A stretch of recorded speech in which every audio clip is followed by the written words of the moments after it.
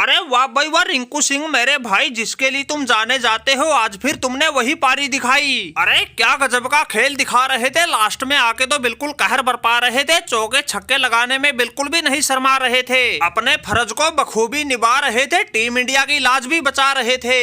ये तुम्हारी इस तूफानी पारी का ही नतीजा है, जो हमने अपने ओपनर बल्लेबाज गिल और जायसवाल को बिना खाता खोले ही पवेलियन जाने के बाद भी स्कोर पौने 200 के पार पहुंचा दिया। वरना भाई जिस हिसाब से हमारी शुरुआत हुई थी, 6 रन पर ही 2 विकेट गिर गए थे, लग नहीं रहा था स्कोर यहां तक पहुंच जाएगा। अरे कप्तान साहब, ये तो कुछ आपने जोर लगाया, कुछ मैंने दमखम दिखाया, फिर कहीं जाकर हमने गोते खा रही नैया को डूबने से बचाया। वरना भाई आज की पिच का मिजाज तो बिल्कुल समझ से परे था, गेंद का पता ही नहीं चल रहा था कहाँ टप्पा खा रही है, कहाँ जा रही है। ये तो पहले आपने 36 गेंद पर 56 रन बनाए, 5 चौके 3 छक्के लगाए, फिर मैंने बारिश शुरू होने से पहले ही 9 चौके 2 छक्कों के साथ 39 गेंद पर ही 68 रन ठोक दिए थे और स्कोर को 19.5 ओवर में ही 180 रन तक पहुंचा दिया था। और आखिरी में आके तो मैंने पूरा एडी चोटी का जोर लगा दिया था। मार्करम के 19वें ओवर में गेंद को हवाई रास्ते से 6 रन के लिए 2 बार बाउंड्री लाइन से बाहर पहुंचा दिया था। ये तो इन अफ्रीका वालों की किस्मत अच्छी थी जो 20वें ओवर में मुझे स्ट्राइक नहीं मिल पाई, वरना इस स्कोर को हम 200 के पार भी पहुंचा देते।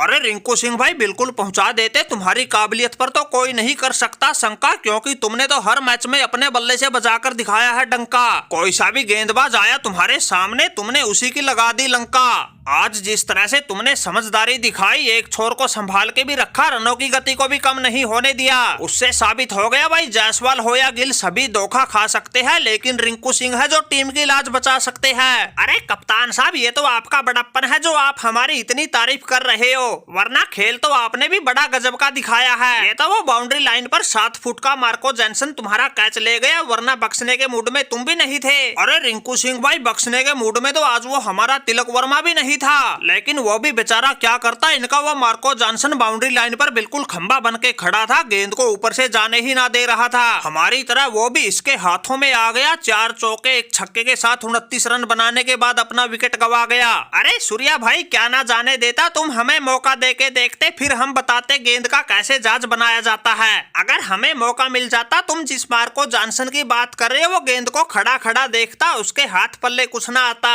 ये गायकवाड़ इतनी तगड़ी फॉर्म में चल रहा था, फिर भी तुमने पता नहीं क्यों हमें बाहर बैठा दिया, वरना ऐसी गजब की शुरुआत दिला देते जिस तरह से तुमने और रिंकू सिंह ने गजब की पारी खेली, ऐसे तो हम स्कोर को 250 के पार पहुंचा देते।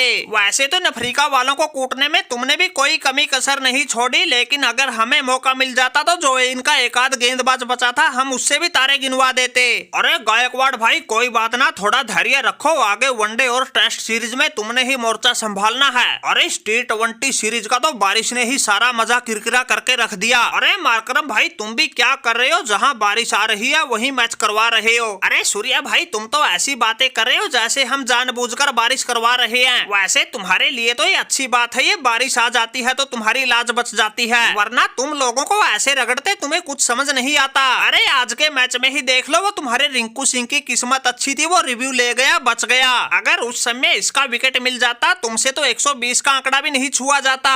अरे मार्करम भाई, कैसे भरम बुलेखे में बच्चों जैसी बातें कर रहे हो। ऐसे तो हमारे तिलक वर्मा और सूर्या कुमार के शॉट बाउंड्री लाइन पर कैच होने की बजाय छक्के के लिए चले जाते, तो फिर तुमको इनसे कौन बचाते। अरे ये तो तुम अफ्रीका वाले अंपायर पर गलत प्रेशर बना के आउट ले गए थे, वरना गेंद तो हमारे ग्लव्स पे लगने के बाद ही विकेट के पीछे कैच हुई थी, जिस पर सूर्या भाई के कहने पर हमने रिव्यू लिया और अपने विकेट को बचाया, और मार मार के चौके छक्के तुम लोगों का भूत बनाया। ये तो थोड़ा बारिश ने खेल बिगाड़ के रखा है, वरना तुम लोगों को तो 3-0 से ठोकना था।